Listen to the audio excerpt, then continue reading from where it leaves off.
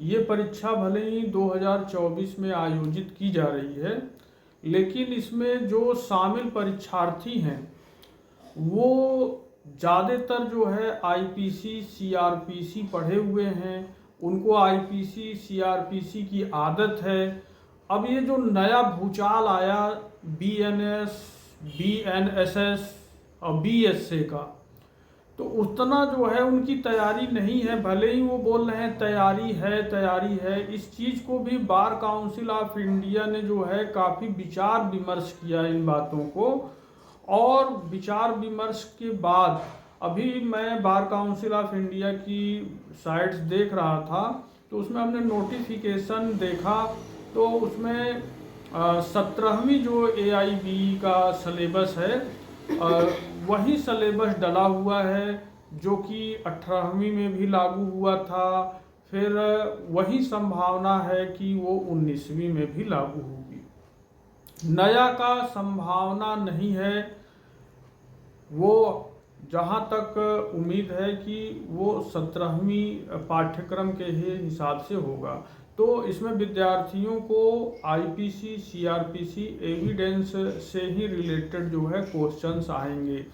नया करने पर ये था कि उनका नुकसान हो सकता है, फिर नए सिरे से काम करना होता। सर अभी लेकिन इसके बारे में हम लोग जो बिल्कुल श्योर आंसर नहीं दे रहे हैं कि पुराना ही पढ़ना है कि नया पढ़ना है।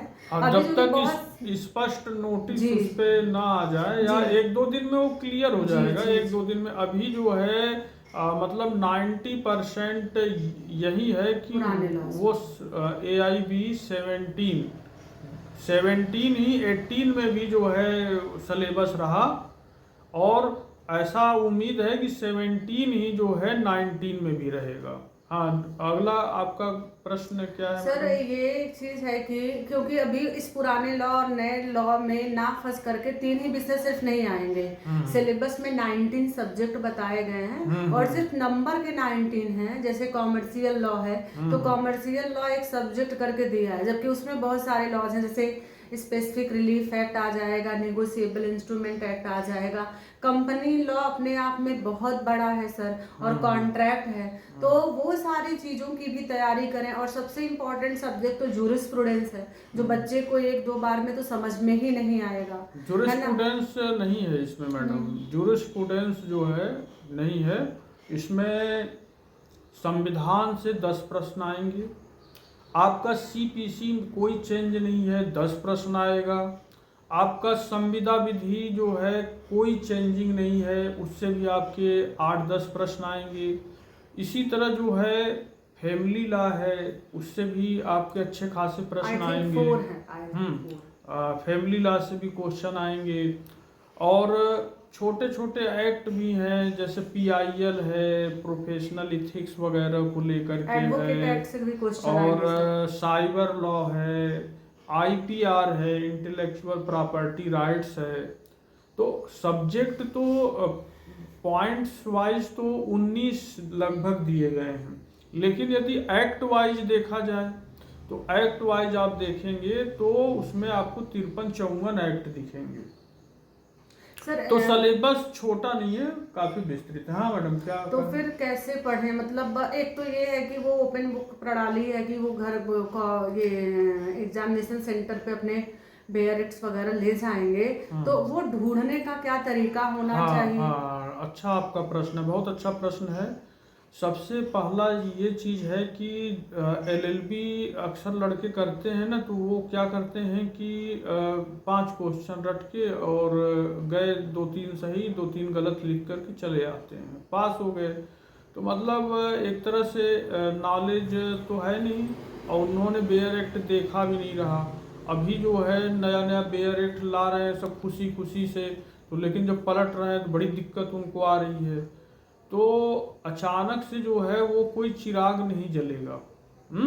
इसके लिए जो है उनको पहले तो कंटेंट जो दिए हैं वो देखें कि कितने इसमें धाराएं हैं, कितने अध्याय हैं, किस अध्याय में क्या दिया हुआ है, पहले ये दिमाग में बैठाएं।